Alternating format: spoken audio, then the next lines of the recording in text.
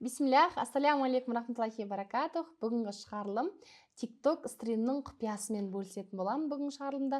Неге именно TikTok? Себебі қазіргі таңда осы TikTok'ты айтқаннан кейін сұрақтар көп келді, және де TikTok именно стримді барлығы біліп, TikTokқа кіріп, бірақ стриммен сата алмай жатырған жандар өте көп екен. Осындай бір көрермендерімізге пайдалы болу мақсатпен осы шығарылымды жазып жатырмыз. TikTok стриммен сату осы кезге дейін танымал болмаған. TikTokпен сату керектігін, TikToктың жаңадан келгендігін, TikTokта көп қолданушы бар екендігін көптеген адамдар біледі, бірақ сатылымға келген кезде тоқтап қалады.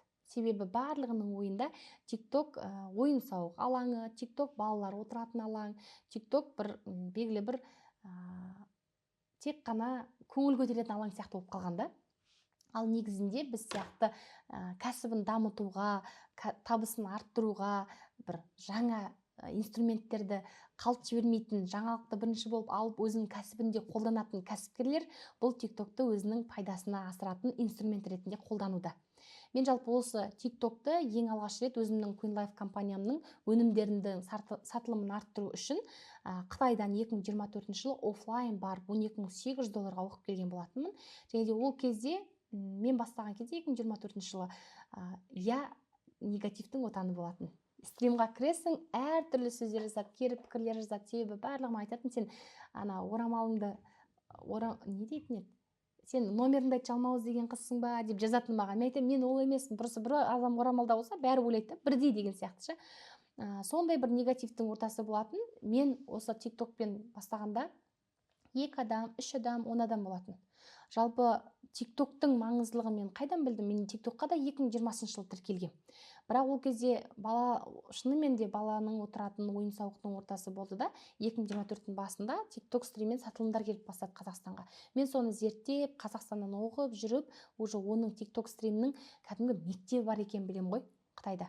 Сөйтіп Қытайға барып, арнайы офлайн оқып келем. Сол кезде Қытайда маған былай айтқан: Қазақстанда қанша тіркелім бар екен білесіздер ме? Ояқта Douyin деп айтады да. Және де ояқта стримерлерді Ванхун деп айтады. Ванхун деген Қытай тілінен аударған кезде интернет жұлдызы. Яғни мына онлайнда сатып отыратын танымал адамдар, олар жұлдыздар, интернет жұлдызы деп аталады да. Ванхун деген сөз содан шыққан.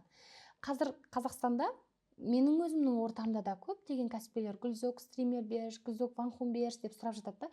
Бізде дайректке күнде келеді: сіз Ванхун оқытасыз ғой, TikTokты оқытасыз ғой, бізге шәкірттеріңізді беріңізші деген сияқты. Қатты танымал болып келе жатыр да, яғни жай-жай көтеріп келе жатыр. TikTok стриммен сату ол қазіргі заманның талабына сай дүние. Тіпті сен товарың жоқ болса да, сен ол жерде тауардың дайын фото, видеосы арқылы сатуға мүмкіндігің бар. Тек қана бұның бір құпияларын, алгоритмін білсең болғаны. Көптеген мен алдыңғы шығарылымнан кейін сұрақтар алдым. Мен TikTokқа тіркелгенмін, бірақ менде продаж жоқ дейді. Ең бірінші айта кететін маңызды дүние, бұл TikTokта 14.100 қолданушы бар екен. Маған Қытайға барған кезде айтқан кезде мен таң қалғам. Сонда Қытайлар қай мемлекетте қанша адам тіркелгеніне қызығушылық білдіреді екен. Қазақстанда қатты дамып келе жатыр, қарқынды дамып келе жатыр. Сен дер мезгілінде келдің деп айтқанда, мен 2 тілді переводчик жалдап оқыдым, орыс және қазақ тілді. Және жалғыз Қазақстаннан барып Қытайға оқыған сол мектептен арнайы школа бар Қытайда, ванхундарды тәрбиелейтін. Сертификатталған маманмын қазір Қазақстандағы. Әрине мен өзім инфопродюсер ретінде өзімнің біліміммен, өзімнің оқырмандарыммен бөлсем, сіздермен тіпті тегін бөлісіп жатырмын. 14.100.000 қолданушы бар. Менің енді 6 балам бар, біреуі кішкентай шығар, бірақ 5-еуі TikTokта кіріп отыр. Демек оның 50% бала шаға болуы мүмкін. Дегенмен де 7 миллион халық TikToктың сіздің тұрақты тұтынушыңыз болуы мүмкін. Қазақстандағы именно. Ал енді қазір офлайн дүкеніміз бар болатын болса, онлайн дүкеніміз болатын болса, біз қаншалықты адамдарға өзіміздің товарымызды, қызметімізді көрсете аламыз? Мысалға, дүкенге бір күні 100 адам келуі мүмкін да. Яғни айына бір 3000 адам кіріп шығуы мүмкін. Ол енді бір базар, барахолка, орталық, самый бір жақсы жер деген кезде. Ал былайғы уақытта айына 100 адам кіріп шыға ма, кіріп шықпай ма білмеймін қазіргі таңда офлайн магазиндерге. Ал бұл TikTok стримда сен 1 сағатта мыңдаған, 10 мыңдаған клиенттерге товарыңды көрсетуге мүмкіндігің бар. Тіпті мен алдыңғы видеода айтқандай, сен товарыңды толық визуалын 90% көрсеткеннен кейін ол клиент бірден сатып алуға шешім қабылдайтын болады. Енді ол үшін нақты қадамдарын жазып алыңыздар. Ең біріншіден TikTokқа тіркелген кезде біз қазір барлығымыз телефонмен тіркеліп алғанбыз, иә. Бірінші қадамы TikTokқа почтамен тіркелу. Бұл өте серьезный қадам. Неге? Себебі мен енді көптеген шетелден білім аламын. Ол жақта білім алған кезде барлық бізде почтамен жүреді. Яғни сауатты адамдар почтада данныйын сақтайды. Ал бұл TikTok сауатты платформа, және де мемлекетке кірген платформа. Бұл сенің данныйыңды сақтау үшін почтамен тіркелуді өзінің алгоритмі қылып қойған. Яғни бұл TikToktың алгоритмі. Почтамен тіркелгеннен кейін стримға кірем, стримде адам жоқ дейді да. Ең маңыздысы сен алғаш рет TikTokта верификациядан өту. Сіз TikTokта плюс батырмасын басып қалыңызшы видео салатын жерін. Бірден сен өзіңді көрсетеді да. Демек ол TikTok сен өзің ба, өзің емессің ба тексереді. Кәсіпкерлер бар, Гүлзок біз қалай жасаймыз, ванхундар алған кезде кері әсерін бере ма дейді да. Мен айтамын, кез келген сату маманы сенің ванхуның бола алады.